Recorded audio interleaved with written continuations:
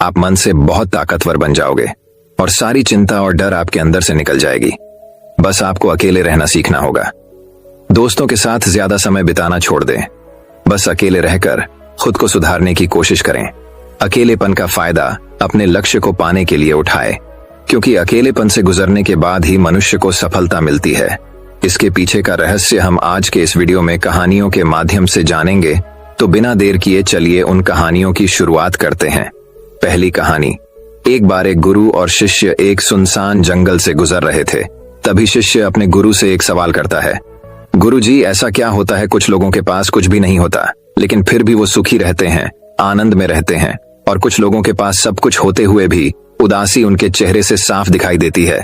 गुरु ने एक मुरझाए हुए फूल की तरफ इशारा करते हुए अपने शिष्य से कहा कि ये सोचने की और समझने की बात होती है। अगर ये फूल ये सोचेगा कि मैं कल मुरझा गया था, या फिर ये सोचेगा कि मैं भविष्य में फिर से मुरझा जाऊंगा, तो ये कभी भी खुलकर पूरे तरीके से खिल नहीं पाएगा। अपने सुंदर स्वरूप में यह कभी भी आ नहीं पाएगा और अपनी खुशबू से इस प्रकृति में बिखेर नहीं पाएगा। उसी प्रकार इंसान अपने अतीत की यादों में खोया रहता है, या फिर अपनी भविष्य की कल्पनाएं करता रहता है। भविष्य के दुखों के बारे में सोचता रहता है, या भूतकाल में जो उसके साथ बुरा घटित हुआ है उसके बारे में सोच सोच कर वो अपने भविष्य के लिए चिंतित होता रहता है। तो ऐसा मनुष्य जीवन में कभी भी सुख अनुभव नहीं कर सकता। यह समझने की बात होती है कि जीवन हमेशा वर्तमान में होता है। अतीत और भविष्य की कल्पनाएं हमेशा मनुष्य को मृत्यु की तरफ लेकर जाती है।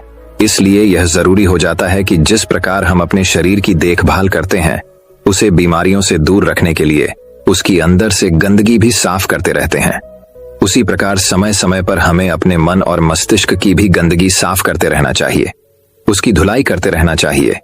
इससे आपकी बुद्धि की क्षमता तो तेज होगी ही होगी, साथ ही साथ आप हमेशा आनंद में रहने का रहस्य जान पाओगे। शिष्य ने सवाल किया कि गुरुदेव, इससे पहले कि हम मन और मस्तिष्क पर चर्चा शुरू करें, इससे पहले मैं ये जानना चाहता हूँ कि जिन लोगों के पास सब कुछ होता है वो दुखी क्यों होते हैं, और जिन लोगों के पास कुछ भी नहीं होता अक्सर वो आनंद में क्यों होते हैं? ये रहस्य क्या है? इसके पीछे क्या कारण हो सकता है? गुरु ने उत्तर दिया कि कुछ लोग जीवन में सब कुछ हासिल कर लेते हैं, और सब कुछ हासिल कर लेने के बाद उन्हें सब चीजों की व्यर्थता पता चल जाती है। ऐसे लोगों को अक्सर ये एहसास जकड़ लेता है कि मैंने जीवन में जो कुछ भी पाया, जो कुछ भी किया, उससे भले ही मैंने सुख सुविधाएं हासिल कर ली हों, लेकिन मन की शांति अभी भी बहुत दूर है, अधूरी है, उस तक में पहुंच नहीं पाया। सब कुछ पाकर भी मैं अपने मन को जान नहीं पाया। और जब इंसान को ऐसा लगता है तो उसे महसूस होता है कि जो भी उसने कमाया वो कौड़ियों के भाव का था। उसने अपना जीवन बेकार की चीजों में यूं ही व्यर्थ कर दिया। और वहीं पर जिस इंसान के पास जीवन में कुछ भी नहीं होता है, उसके पास एक उम्मीद होती है, उस सब कुछ पाने की लालसा रखता है, और वही लालसा, वही इच्छा उसको जीवन में खुश रखती है, आगे बढ़ाती है, ऊर्जा से भरा हुआ रखती है। गुरु ने अपने हाथ से एक सूखे पेड़ की तरफ इशारा करते हुए कहा कि शिष्य, कभी तो यह पेड़ भी हरा भरा रहा होगा, फलों से लदा हुआ रहा होगा, अनेक प्रकार के पक्षी और जानवर इस पर रहते होंगे, इसके फलों को खाते होंगे। उस समय इस पेड़ को भी यह पता नहीं होगा कि एक दिन तुम सूख जाओगे और तुम्हारी हालत इतनी बदतर हो जाएगी कि तुम किसी को छांव तक नहीं दे पाओगे, तुम्हारे ऊपर पत्ते तक नहीं रह जाएंगे। फल तो दूर की बात रही। उसी प्रकार मनुष्य अपने जीवन की दौड़ में यह भूल जाता है कि जिस दौड़ में वह सबसे आगे निकलने की कोशिश कर रहा है, उसका अंतिम चरण तो मृत्यु ही है। काश वो कभी इस दौड़ से अलग हटकर ये देख पाए कि इसका अंतिम चरण तुम्हें कहीं नहीं पहुंचाएगा, कि जिस दौड़ को वो सबसे आगे निकलकर जीतने के ख्वाब देख रहा है, उसका अंतिम चरण मृत्यु ही है। काश वो कभी जीवन की दौड़ में ठहर कर ये देख पाए किसका अंतिम चरण क्या होगा, तो वो उन कामों को तेज आंजलि दे सकता है जो व्यर्थ है, जो बेकार है, और ऐसे कार्यों की तरफ आगे बढ़ सकता है जो उसके जीवन में आनंद पैदा करते हो, जो उसके जीवन को एक नई दिशा देते हो। गुरु ने खुद की तरफ इशारा करते हुए समझाया कि एक योगी वो होता है जो जीवन की दौड़ में ठहर जाता है, जो ये समझ लेता है कि जीवन का अंतिम चरण तो मृत्यु ही है। इसलिए वो जीवन में सुख सुविधाएं हासिल करने की बजाय खुद के मन और मस्तिष्क को एक नए आनंद की तरफ ले जाने का प्रयास करना शुरू कर देता है। शिष्य ने सवाल किया कि गुरुदेव, क्या एक ग्रस्त जीवन में जीने वाला मनुष्य उस आनंद की प्राप्ति नहीं कर सकता? और अगर कर सकता है तो उसे किस प्रकार शुरुआत करनी चाहिए? बिल्कुल कर सकता है। गुरुदेव ने उत्तेजित होकर उत्तर दिया, अगर सभी मनुष्य उस आनंद की प्राप्ति के लिए योगी बनने का निश्चय कर लें, तो इससे तो प्रकृति का चलन ही रुक जाएगा। सकी जो व्यवस्था है वो बिगड़ने लगेगी। एक सच्चा योगी अपने जीवन में खोज करता है और खोज करने के बाद वो ग्रस्त जीवन में किस प्रकार आनंद को प्राप्त किया जा सकता है वो तरीके सभी को बताता है, ताकि मनुष्य अपने ग्रस्त जीवन का पालन करते हुए उस आनंद की प्राप्ति भी कर सके। गुरु ने खुद को संबोधित करते हुए उत्तर दिया कि मैंने अपने जीवन में जो खोज की है उसके अनुसार मनुष्य को समय समय पर अपने मन और मस्तिष्क की सफाई करते रहना चाहिए। मनुष्य अपने शरीर पर तो ध्यान लेता है, लेकिन अपने मन और मस्तिष्क को वो भूल जाता है, उस पर कभी ध्यान नहीं देता और उसी वजह से मन और मस्तिष्क बूढ़े होते चले जाते हैं। उनमें जवानी नहीं रह जाती, और जब उनमें जवानी नहीं रह जाती तो उनमें नयापन और ताजगी नहीं रह जाती, जिसकी वजह से एक इंसान उदासी से भर जाता है। मन और मस्तिष्क की गंदगी क्या होती है, पहले मैं तुम्हें ये बताता हूँ। हर मनुष्य के जीवन में कुछ ऐसी घटनाएं घटती हैं जिनका उसके मनोमस्तिष्क पर बहुत गहरा असर पड़ता है। वो जीवन पर्यंत उन घटनाओं को भुला नहीं पाता है और वही घटनाएं उसके मन में पूरी तरह से पक्की बैठ जाती है, जो उसके मन में गांठ पैदा कर देती है। और भविष्य में जब भी वो कोई काम करेगा तो ये घटनाएं उसको प्रभावित करेंगी, उसके विचारों को, उसके निर्णय को पूरी तरह से बदल कर रख देंगी। ऐसे मनुष्य की दृष्टि भी भ्रमित हो जाती है। वो सत्य स्वस्वरूप को नहीं देख पाता, वो चीजों को उन घटनाओं से जोड़कर भ्रमित तरीके से देखता है। उदाहरण के लिए, अगर किसी बुरी आंखों वाले आदमी ने आपको धोखा दिया तो अब जीवन पर्यंत बुरी आंखों वाले आदमी को हमेशा धोखेबाज समझते रहेंगे, उस पर कभी पूर्ण रूप से विश्वास नहीं कर पाएंगे। लेकिन समझने की बात यह होती है कि जिस इंसान ने आपको धोखा दिया वो धोखा आपको बुरी आंखों से नहीं मिला, वो उस इंसान के स्वभाव से मिला। लेकिन उस इंसान के स्वभाव से हमारे दिमाग में उसका एक चित्र छप गया, उसकी एक छवि बन गई, और वो छवि दूसरे आदमी से जब हम संपर्क करते हैं तो बीच में एक दीवार की तरह खड़ी हो जाती है, और इसी वजह से दो लोगों के बीच प्रगाढ़ संबंध स्थापित नहीं हो पाते। जो मनुष्य के लिए सबसे जरूरी यही होता है कि वो अपने आप को अतीत की घटनाओं से फ्री रखें। उन घटनाओं से प्रभावित होकर वो दिमाग में किसी तरह की छवि ना बनाएं। कुछ लोग इस बात पर यह सवाल खड़ा कर सकते हैं कि फिर जीवन के अनुभव किस काम आएंगे, लेकिन समझने की बात यह होती है कि हम जीवन के अनुभवों से भी भ्रमित तरीके से ज्ञान लेते हैं, सही तरीके से उनसे सीख ले ही नहीं पाते। ठीक उसी प्रकार जिस तरह उस बुरी आंखों वाले की आंखें जिम्मेदार नहीं थीं, धोखा देने के लिए उसका स्वभाव जिम्मेदार था, लेकिन मनुष्य अपने अनुभव में उन बुरी आंखों को याद रखेगा, उस स्वभाव को भूल जाएगा। शिष्य अपने गुरु की बातों में इतना खो गया कि उसे चलते चलते जंगल के रास्ते में पड़े हुए कांटे दिखाई नहीं दिए, और अचानक उसके पैर में एक कांटा चुभ गया। गुरु ने उसका कांटा बाहर निकालते हुए उससे पूछा, ये कांटा तुम्हारे पैर में क्यों लगा? इसके पीछे तुम किसको जिम्मेदार मानते हो? गुरु ने कहा कि तुम मुझे भी जिम्मेदार मान सकते हो, क्योंकि मैं तुम्हें एक बातें सुना रहा था। क्या तुम खुद को भी जिम्मेवार मान सकते हो कि तुम मेरी बातों में इतना खो गए कि तुम्हारा रास्ते पर ध्यान ही नहीं रहा? क्या तुम इन पेड़ों को जिम्मेदार मान सकते हो जिन्होंने ये कांटे इस रास्ते पर बिछा दिए? शिष्य ने उत्तर दिया कि गुरुदेव, इसमें मैं खुद को ही जिम्मेवार मानता हूं, क्योंकि आप तो अपना काम कर रहे थे और इस पेड़ ने भी अपना काम किया, पर मैं अपना काम पूरे होश पूर्वक नहीं कर पाया। अगर मैं चलने पर ध्यान लगाए रहता, अगर मैं आपकी बातों में पूरी तरह से खो नहीं जाता, तो मुझे ये कांटा कभी नहीं लगता। इसमें पूरी तरह से मेरी ही गलती थी।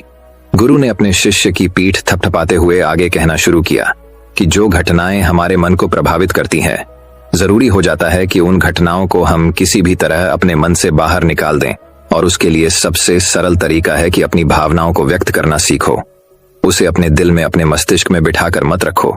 जब तुम किसी दूसरे मनुष्य के सामने अपनी भावनाओं को व्यक्त कर देते हो तो तुम्हारे मन का बोझ हल्का हो जाता है।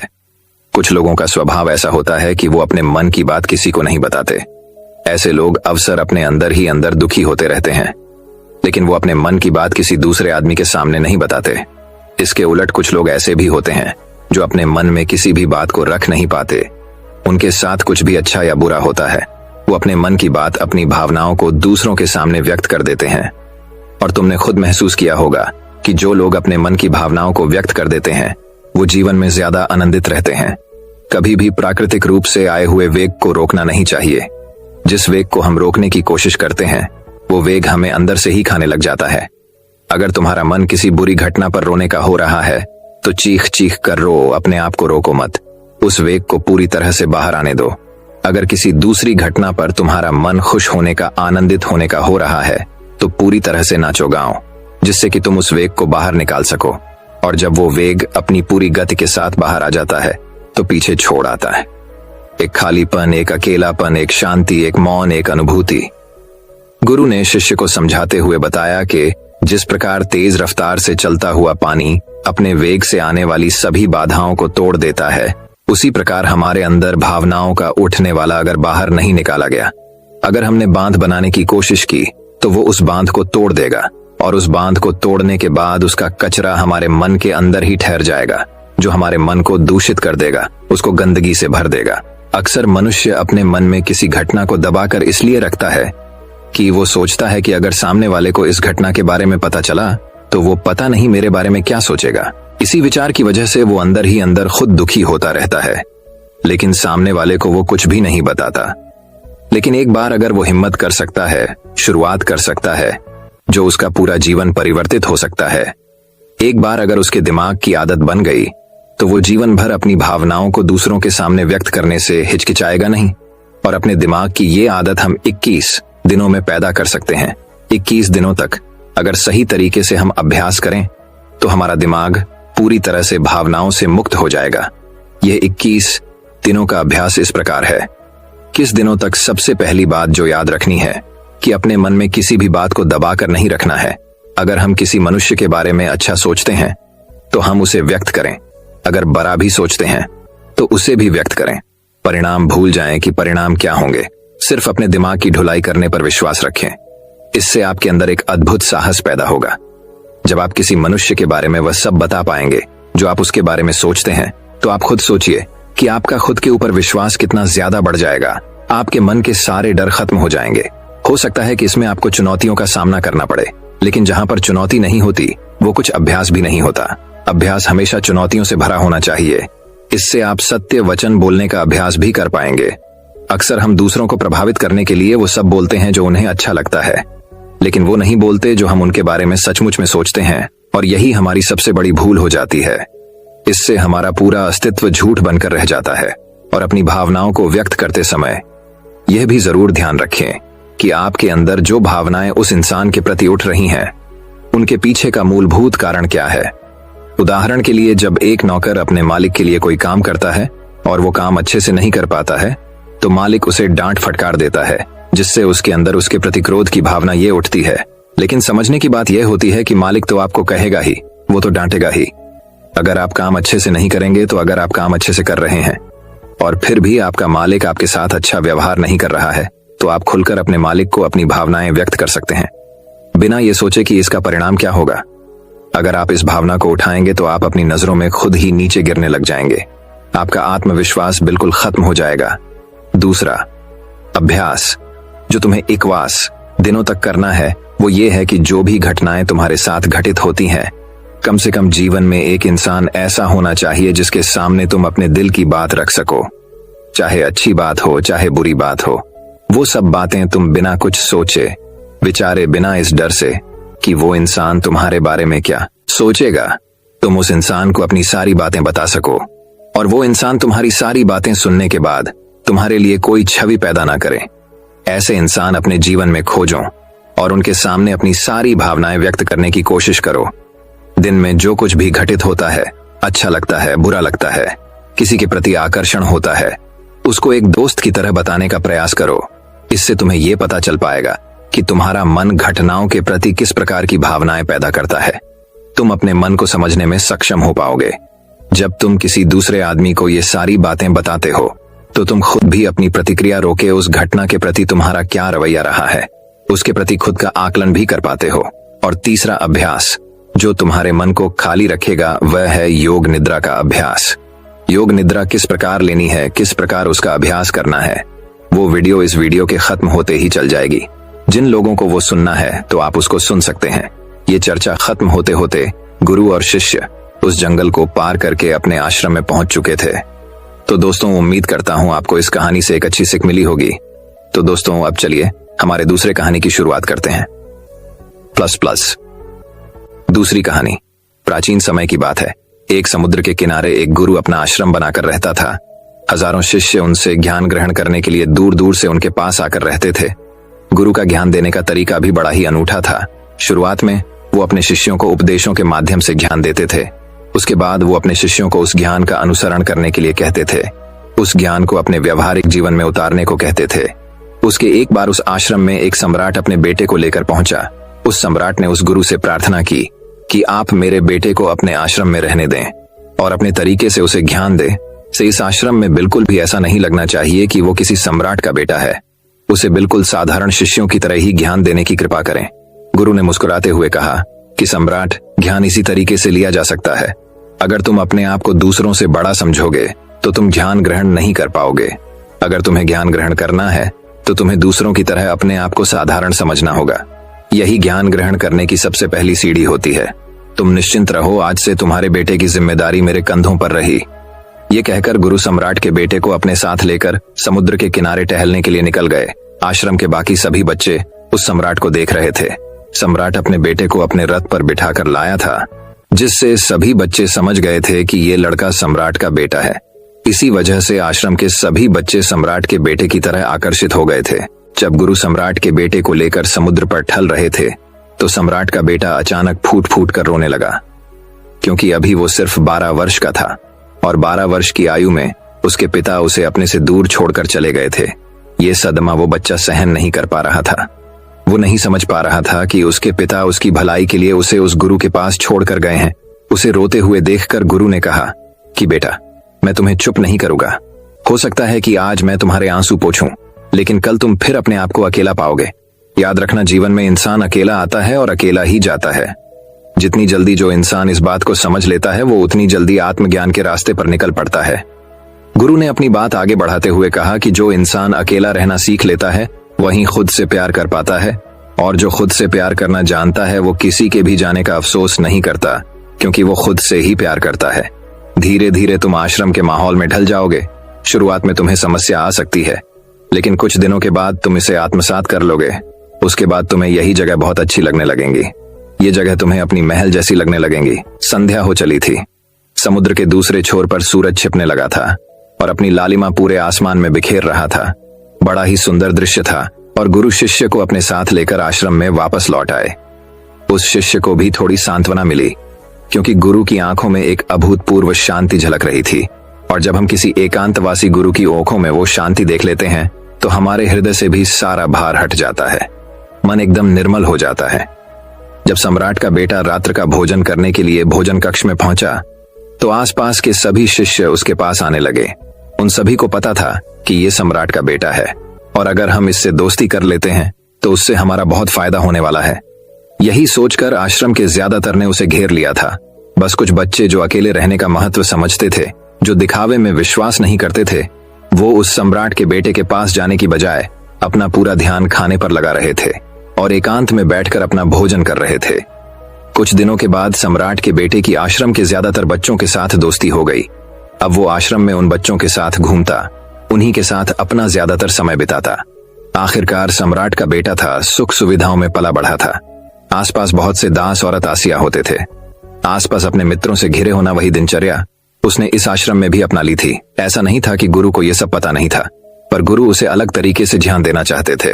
बच्चों को ध्यान आप उपदेश देकर नहीं दे सकते, उन्हें साक्षात्कार कराना पड़ता है। उसके बाद उन्हें वो बात समझ आती है जो आप समझाना चाहते हैं। गुरु को यह बात पता थी कि अगर मैं इसे बोलकर बताऊंगा तो ये कभी समझ नहीं पाएगा। मुझे ऐसे दिखाना पड़ेगा, इसे एहसास कराना पड़ेगा कि अकेले रहने से ही तुम अपनी शक्तियों को जान पाओगे।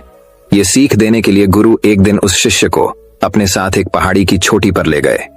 पहाड़ी पर पहुंचकर गुरु ने उसे शिष्य से कहा कि अब तुम्हारा ज्ञान पूरा हो चुका है, बस एक आखिरी रात तुम्हें यहाँ पर बितानी होगी। उसके बाद अगले दिन शाम को मैं तुम्हारे राजमहल में तुमको पहुंचा दूंगा। वो बच्चा तो ये सुनकर बहुत खुश हो गया कि अब मैं वापस अपने राजमहल चला जाऊंगा। फिर से मेरे दास और दासियां, सारी भोग की वस्तु ये मेरे पास होंगी। उस शिष्य ने गुरु से पूछा कि गुरुजी, मुझे आज रात आप यहाँ पहाड़ी पर क्यों छोड़ रहे हैं? आखिर मुझे कौन सा आखिरी ज्ञान यहाँ से मिलेगा? गुरु ने मुस्कुराते हुए कहा कि यहाँ पर चट्टान के पीछे तुम्हें छिप कर बैठना होगा। यहाँ पर रोज रात को एक बाज जाता है। तुम्हें उस बाज को देखना है, बड़ी गौर से देखना है, हर गतिविधि देखनी है, और उस बाज को देखने के बाद गले दिन अगर तुम उस बाज की खूबियों मुझे बता पाए तो मैं तुम्हें तुम्हारे राजमहल वापस भिजवा दूंगा। और हाँ, सुबह आने से पहले एक बात पर और ध्यान देना है। एक चरवाहा यहाँ पर अपनी भेड़ों को चराने के लिए आता है। तुम्हें उन भेड़ों की गतिविधियां भी देखनी है। याद रखना, बाज की गतिविधि रात को और भेड़ों की गतिविधि सुबह। अगर तुम दोनों की गतिविधि ध्यान से देखकर मुझे बता पाए तो तुम इस आश्रम से हमेशा के लिए आजाद हो जाओगे, तुम्हारा ज्ञान पूरा हो जाएगा। मैं तुम्हारे पिता को कह दूंगा कि ये बच्चा हमारे आश्रम का सबसे ध्यानी बच्चा है। ये कहकर गुरु अपने आश्रम में वापस लौट आए और वो बच्चा वहीं पर उस चट्टान के पीछे खड़ा हुआ उस बाज का इंतजार करने लगा। काफी वक्त बीत जाने के बाद वहां पर एक बाज अपने बच्चों के साथ पहुंचा। सम्राट के बेटे ने पूरी रात उस बाज की गतिविधि बड़े ही ध्यानपूर्वक देखी और सुबह होने के बाद जब चरवाहा वहां पर अपनी भेड़ों को लेकर पहुंचा तो उसने एक अभूतपूर्व दृश्य देखा। उसने देखा कि वो बाज भेड़ की एक मेमने को अपने पंजों में दबाकर आसमान में उड़ गया। उसने उस भेड़ के बच्चे का शिकार कर लिया था। ये सारा दृश्य देखकर वो बच्चा आश्रम में वापस अपने गुरु के पास पहुंचा। इससे पहले कि गुरु उससे कुछ पूछते, उसने गुरु को प्रणाम करते हुए कहा कि गुरुदेव, आप आश्रम के सभी बच्चों को यहाँ पर बुला लीजिए। मैं सब लोगों को बताना चाहता हूँ कि मैंने क्या देखा। जब आश्रम के सभी बच्चे वहां पर पहुंच गए तो उस सम्राट के बेटे ने कहना शुरू किया कि मैंने अपने जीवन में बहुत से पक्षियों को देखा है, लेकिन बाज उन सभी पक्षियों में से सबसे अद्भुत और सबसे अलग होता है। उदाहरण के लिए एक तोता हम सभी ने देखा है। तोता बोलता तो बेहद है लेकिन कभी ऊंचा नहीं उड़ पाता, लेकिन एक बाज जो कि हर समय शांत रहता है, वो आकाश को भी छू सकता है। उसमें आकाश को भी छू लेने का सामर्थ्य होता है। जब भी एक बात अपने शिकार को निश्चित कर लेता है तो वो उसी शिकार पर अपनी नजरें गड़ाए रहता है, चाहे वो कितनी भी ऊंचाई पर क्यों ना हो, चाहे कितना भी बड़ा तूफान क्यों ना आ जाए, लेकिन उसकी नजर हमेशा अपने लक्ष्य पर स्थिर रहती है। आज सुबह जिस बाज को मैंने देखा, उसने हर भेड़ को अपना शिकार नहीं बनाया, बल्कि उस भेड़ के झुंड में से उसने उस भेड़ के मेमने को अपना शिकार बनाया। उस बाज की तरह हमें भी अपना ध्यान अपने एक ही लक्ष्य पर स्थिर रखना चाहिए, चाहे कितनी भी अड़चने क्यों ना आए। हमें अपना लक्ष्य स्पष्ट दिखाई देना चाहिए। 10-20 अलग अलग लक्ष्यों में अपनी ऊर्जा बर्बाद करने की बजाय हमें किसी एक लक्ष्य पर पूरी एकाग्रता के साथ ध्यान देना चाहिए। तीसरी बात जो मैंने उस बात से सीखी और जो हम सभी को सीखनी चाहिए वो ये है कि बाज कभी भी दूसरे पक्षी के साथ नहीं उड़ता, वो हमेशा आकाश में अकेला उड़ता है। इससे हमें ये सीख लेनी चाहिए कि हमें कभी भी छोटी सोच वाले लोगों के साथ नहीं रहना चाहिए। आखिरकार हम भी वही बन जाते हैं जिनके साथ हम रहते हैं। इसीलिए या तो बड़ी सोच वालों के साथ रहो या फिर अकेले रहो, क्योंकि जब हम अकेले रहते हैं तभी हम खुद की ताकत और खुद की कमजोरियों को जान पाते हैं। कमजोरियों को जानकर उनको दूर कर सकते हैं और अपनी ताकत को जानकर उसका सही इस्तेमाल कर सकते हैं। लेकिन वो तभी संभव होगा जब हम अकेले रहना सीखेंगे। चौथी सीख जो हमें एक बाज से लेनी चाहिए कि एक बाज हमेशा अपनी सीमाओं से ऊपर उठकर उड़ता है। जब तूफान आता है तो हर एक पक्षी अपने घोंसले की तरफ भागता है, खुद को छुपाने की जगह ढूंढता है, लेकिन बाज ऐसा कुछ भी नहीं करता। वो खुद की सीमाओं को तोड़कर बादलों से भी ऊपर उड़ने का प्रयास करता है। हवाएं उसे थपेड़े मारती हैं, पंख उसके बाहरी हो जाते हैं, पानी और धूल की वजह से उसे कुछ दिखाई नहीं देता, लेकिन वो फिर भी आसमान की तरफ उड़ता रहता है और अंततः बादलों से भी ऊपर निकल जाता है और वहां तब तक उड़ता रहता है जब तक मौसम ठीक नहीं हो जाता। अपनी सीमाओं को सिर्फ इसलिए तोड़ पाता है क्योंकि वो समस्या के आने पर उससे घबराता नहीं है, उससे डरकर बचने का प्रयास नहीं करता, बल्कि एक सकारात्मक नजरिए के साथ उसका सामना करता है। जीवन में चाहे कितनी भी अड़चनें क्यों ना आए, हमें उन अड़चनों से लड़ना चाहिए, ना कि उनसे डरकर कहीं छुप कर बैठना चाहिए। बहादुर तो वो लोग होते हैं जो तूफानों से टकरा जाते हैं, कायर तो अपने घर में अपने घोंसले में अपनी जगह ढूंढ कर बैठ जाते हैं। पांचवी बात जो हम एक बात से सीखनी चाहिए कि बाज कभी भी अपने घोंसले में घास के कोमल तिनके नहीं रखता। जो तिनके एक कोमल होते जाते हैं वो उन्हें निकाल कर फेंकता रहता है। उसी तरह चाहे कितनी भी आरामदायक जिंदगी आपको मिली हो, लेकिन उस आराम से ऊपर उठकर अपने आलस्य को तोड़कर जीवन में मेहनत करते रहना चाहिए। जीवन में पसीना बहाना चाहिए, शारीरिक मेहनत करनी चाहिए। अपने घोंसले से कोमल तिनके उठाकर फेंक दो और आज ही अपने आलस्य को तोड़कर निकल पड़। हर दिन अपने आप को चुनौतियां दो, हर दिन मुश्किलों से लड़ो, क्योंकि वही मुश्किलें तुम्हें मजबूत बनाएंगी। जंगल के राजा शेर को भी झुंड बनाकर शिकार करते हुए देखा जा सकता है, लेकिन बाज हमेशा अकेला शिकार करता है, क्योंकि वो जानता है कि भीड़ हौसला तो देती है मगर साहस छीन लेती है। आदमी को हमेशा अकेले ही आगे बढ़ना होता है। यही कारण होता है कि वो जल, थल और नभ सभी जगहों पर अपने शिकार का परचम लहरा सकता है। बाज की उम्र लगभग 70 साल की होती है, लेकिन साल में ही उसका शरीर बूढ़ा हो जाता है। नाखून उसके पैरों में ढंसने लगते हैं, पंख उसके शरीर में चिपक जाते हैं, उसकी चोंच मुड़ जाती है, उसका शरीर भारी हो जाता है, ऐसी स्थिति में शिकार करना तो क्या उड़ने की भी हालत नहीं रहती उसकी। ऐसे में उसके पास सिर्फ दो विकल्प होते हैं। पहला, या तो वह खुद की इस अवस्था को स्वीकार कर लें और भूखा प्यासा मर जाए या किसी दूसरे जानवर का शिकार बन जाए, और दूसरा विकल्प ये होता है कि वो 6 महीने एक बहुत ही दर्दनाक प्रक्रिया से गुजरे और खुद को फिर से पहले जैसा मजबूत बना लें। लेकिन बाज तो बाज है, वो दूसरा विकल्प चुनता है।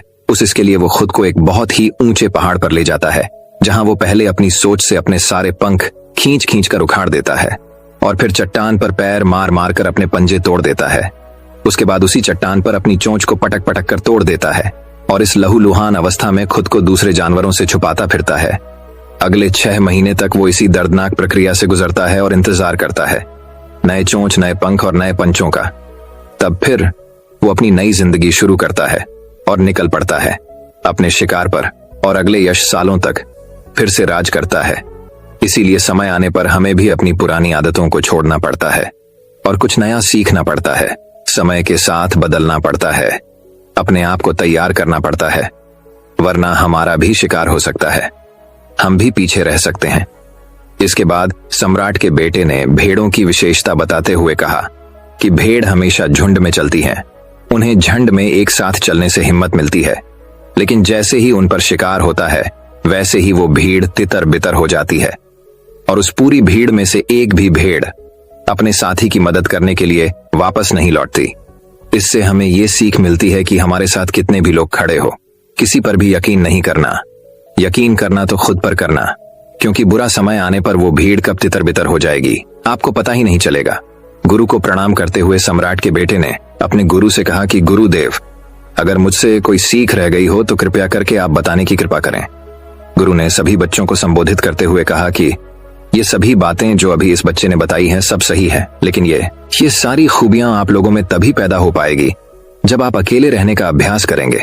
आपने देखा होगा कि बाज कभी भी किसी दूसरे पक्षी के साथ नहीं रहता, ना ही किसी के साथ अपनी जोड़ी बनाता।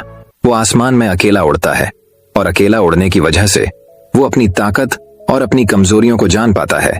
इसके बाद गुरु ने अपनी बात खत्म करते हुए कहा कि मैं आज रात इस सम्राट के बेटे को इसके राजमहल में छोड़ने के लिए जा रहा हूं, क्योंकि इसके सीख यहां पर पूरी हो गई है। और ये कहकर गुरु उस सम्राट के बेटे का हाथ पकड़कर राजमहल की तरफ रवाना हो गए और बाकी के सभी बच्चे उन्हें पीछे से जाते हुए देखते रहे। दोस्तों, मैं उम्मीद करता हूं कि यह कहानी सुनने से आपके जीवन में अच्छे बदलाव आए होंगे। आपको इस वीडियो से क्या सीखने मिला ये कमेंट करके जरूर बताएं और अपने परिवार, दोस्तों या आपके करीबी इंसान के साथ ये कहानी शेयर करके उन्हें भी इस ज्ञान से परिचित करवाएं। बाकी अगर आपको यह वीडियो दिल से अच्छी लगी हो तभी इस वीडियो को लाइक कर देना, और आपने अब तक इस चैनल को सब्सक्राइब न किया हो तो चैनल को सब्सक्राइब भी जरूर कर देना। आपका हर दिन शुभ हो और खुशियों से आपका जीवन भरा रहे। धन्यवाद। नमो बुद्धाय।